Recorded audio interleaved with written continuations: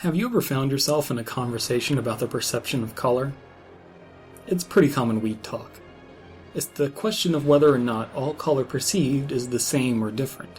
An example, is the blue you see the same blue I see, or is your blue my orange?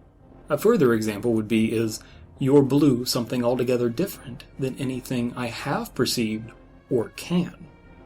It's certainly not the most interesting question ever conceived, but it's marginally more tangible than the "are we all brains in jars" matrix discussion, and a lot noveler than the question of faith. I'm a killjoy when the question is asked. Artists and painters have a better understanding of color than most. Some people are colorblind, and language changes how we see color pretty dramatically.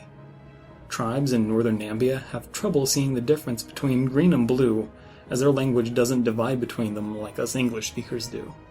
Hey, even emotional memories affect color perception. But we all come from the same DNA. Ultimately, blue is an orange. Human eyes all come from a similar assembly line.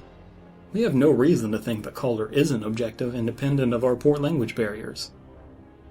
The significance of color, however, is highly subjective, like the 14 women killed by Walter David Craig in the greater Dallas area. To Walter, the red hair of these women was a threat to his sexuality. Personally, red makes me think of Coke, but potato, I guess.